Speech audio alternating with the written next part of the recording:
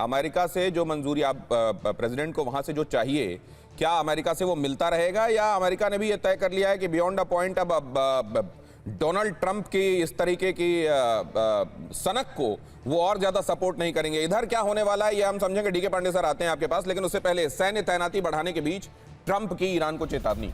America की हर हाल में होगी जीत, ट्रंप ने कहा। समझदारी नहीं दिखाई तो ईरान पछताएगा।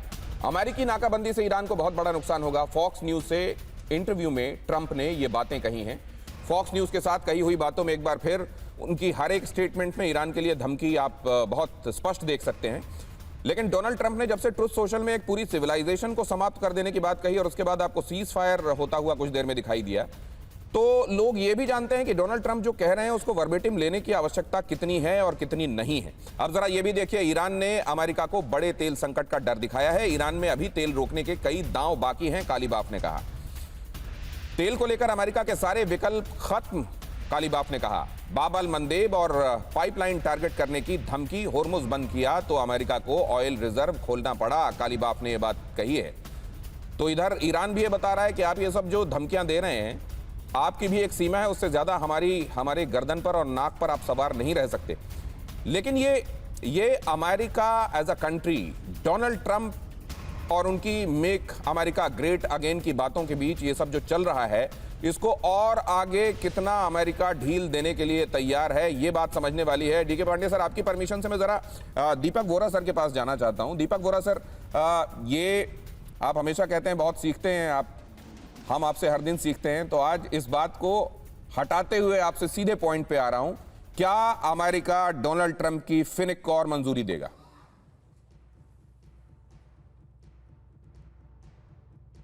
बहुत बहुत थैंक यू वेरी मच। मैं देश की राजधानी में नहीं हूँ, मैं समझ श्री गंगानगर में हूँ, राजस्थान में। बहुत अच्छा मौसम है, बारिश रुक रहे कहीं तो अच्छा है, वरना तो गर्मी ने कहर ढाना शुरू कर दिया है। इसीलिए अच्छा हुआ यहाँ पे आके, गर्म है लेकिन ठंडा। पता नहीं हॉर्मुज की तरह यहाँ पे क्या हो रहा है। सर, अब एक जो आपने पाइपलाइंस की ब्लास्टिंग की बात की, कौन से पाइपलाइंस की बात कर रहे हैं? जो तेल खार्ग आइलैंड ले जाते हैं, खार्ग आइलैंड के बाद तो वो टैंकर्स में जाता है, वहां से तो कोई पाइपलाइन नहीं जा रही है। और इस समय उसको ब्लास्ट करने की जरूरत नहीं। जो मेरे दोस्तों ने कहा है, जो एक्सपर्ट्स हैं, कि खार्ग में जो टैंक हैं वो भर गए। अब वो क्या करेगा? शटडाउन करेगा अपनी ऑयल प्रोडक्शन को? कहाँ रखेगा उसको? उसके पास जगह नहीं। ये ट्रंप की धमकी जो है, इस मायने से आप देखिएगा कि ब्लास्ट करने की जरूरत ही नहीं पड़ेगी, वो अपने आप फट जाएंगे। जब तेल कहीं जाएगा नहीं, पाइपलाइन में रहेगा, देन व्हाट? फर्स्ट थिंग ये है सर। दूसरी चीज जो मुझे लग रहा है सर, कि डोनाल्ड ट्रंप ने ये जो जिहादिस्तान की मदद ली थी, कुछ हुआ नहीं। वो पिंजरे वाली मुंडिया ने कह दिया था मैं ईरान को ठोक सकता हूँ, ये कर दूंगा, वो कर दूंगा, एक्सेट्रा।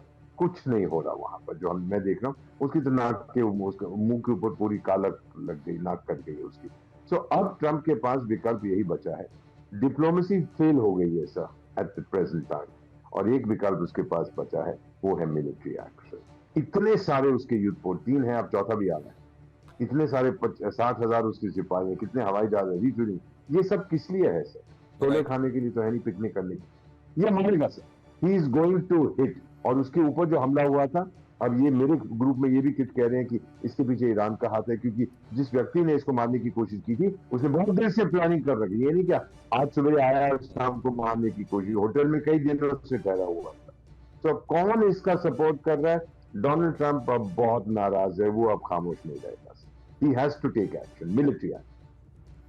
तो दीपक वोरा साहब ये कह रहे हैं कि अब आपको बहुत जल्द एक बार फिर से आग प्रचंड रूप से जलती हुई दिखाई देगी इस हिस्से में लड़ाई की। लेकिन अब यहां जरा देखिए, ट्रंप ने जो बातें कही हैं, इसके मायने क्या क्या हैं, ट्रंप ने क्या कहा है और उसको कैसे कैसे देखा जा सकता है। डीके पांडे सर, इसके फौरन बाद आपके पास आ रहा हूं। और खास तौर से जो इस समय फ्लाइट्स ट्रैक की जा रही हैं मिडिल ईस्ट में और तमाम जगहों पर जो डिप्लॉयमेंट दिखाई दे रहा है, क्या वो भी यही मानकर चल रहे हैं कि अब यहां पर सारी कूटनीति फेल है, अब कुटाई वाली नीति फिर से शुरू होगी? जरा देखिए ट्रंप ने क्या कहा है।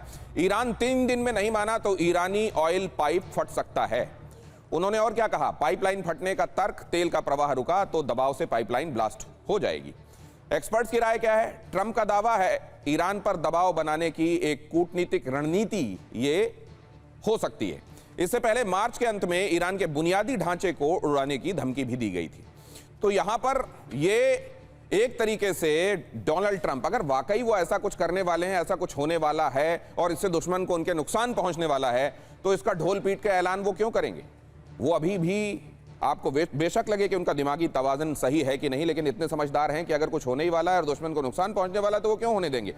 डीके पांडे सर, और उधर डिप्लॉयमेंट, इधर ये बातें डिप्लॉयमेंट, एक तारीख वाली अमेरिकी संसद वाली, डोनाल्ड ट्रंप के सामने मजबूरी, लेकिन इधर 2 बार अरागची का इस्लामाबाद जाना, आप सिचुएशन कैसे देख रहे हैं? देखिए, मजेदार चीज़ है कि एक कहावत है ना कि थोथा चाना बाजे घना, दोनों जो हैं, दोनों की देखिए, ईरान भी स्थिति में नहीं है कि युद्ध को जारी कर सके, क्योंकि बैटलफील्ड में उसका बहुत बुरी हालत है और आर्थिक दृष्टि से भी उसको काफ़ी चोट पहुंच चुकी है। और उसके अनुपात में जो अमेरिका है उसका भी देखिए इन्फ्लेशन रेट 3.3 है, जो कि पिछले 2 सालों में सबसे अधिक है। और गैसोलीन की कीमतें जो हैं हम जानते हैं लगभग $6 पहुंची, वो भी काफ़ी पुराना रिकॉर्ड तोड़ रही हैं। और साथ में जो उनको 1 मई को जो सामना करना है कांग्रेस का, उतना सहज नहीं होगा, क्योंकि उनको कारण बताने पड़ेंगे कि युद्ध क्यों जारी रखना चाहते हैं, क्योंकि कारण वो पहले भी थे युद्ध शुरू करने के पहले भी, और वो शायद 27 फरवरी को समाप्त हुए थे, लेकिन उसको समाप्त करने का अवसर नहीं मिला। अब बात यह है कि अभी कहाँ पहुंचे हैं हम और कहाँ पहुंची ये दुनिया, इस जिस प्रकार से एनर्जी और फूड क्राइसिस। बताइए, जो गोली चली है, इस गोली का भी असर होने वाला है क्या? देखिए, गोली का 2 इसमें जो इनपुट आ रहे हैं कि एक तो आ रहा है कि भाई ये शायद स्टेज्ड है और शायद वो, क्योंकि वहाँ पर उनको अभी 1 तारीख को सामना करना है, तो चाहते हैं कि एक सिंपैथी गेन कर सकें वहाँ पर लोगों की, और बताएं देखिए मेरे पर हमला हो रहा है और मुझे ये कार्य करने दीजिए, आपको सहयोग चाहिए। वो एक पक्ष ये कहता है। दूसरा पक्ष ये कहता है कि ईरान में काफ़ी लोग दुखी हैं और चाहते थे कि वो ट्रंप को ये बताएं कि वो कुछ भी कर सकते हैं, उनकी पहुँच कहाँ तक है। लेकिन जो सामने ग्राउंड पर जो चीज़ है, जिस प्रकार से घटनाक्रम हुआ, वो थोड़ा सा इन चीजों को तवज्जो नहीं देता, और वो कहता है कि एक नाटकीय दौर से सब कुछ हुआ और कहीं कुछ लड़ाई फिर से आपको शुरू होती दिखाई दे रही है? आपको लगता है उससे पहले कुछ हो जाएगा चमत्कार? सॉरी, फिर से बोलिए। लड़ाई फिर से शुरू हो जाएगी? देखिए, उम्मीद तो मुझे लग रहा है कि लड़ाई अभी कम से कम 1 हफ्ता और नहीं होगी, क्योंकि तैयारियां जरूर हो रही हैं। एक साम दाम दंड भेद वाली जो नीति चल रही है कि आप इतना ज्यादा वहां पर बढ़ा दो, जो आप फ्लाइट रडार का जिक्र कर रहे हैं, वो बेसिकली सारे जहाज जो हैं चार्ली 130 या एयर टू एयर रिफ्यूलर, ये सब इसलिए वहां किए जा रहे हैं कि लगभग 1.5 दर्जन वॉरशिप्स इस समय अरब सागर के अंदर इकट्ठा हो रहे हैं। अब इनको जब तक आप लॉजिस्टिक सपोर्ट नहीं देंगे तो आप लड़ाई कैसे करेंगे? वो असला, वो जो डिप्लॉयमेंट के लिए जो लोग वहां चाहिए, वो सब क्रू है, वो सब जाना है। तो अभी इस स्थिति में नहीं कि लॉन्च कर सका ऑफेंसिव, तो ये तैयारी करने के लिए भी अमेरिका को समय चाहिए।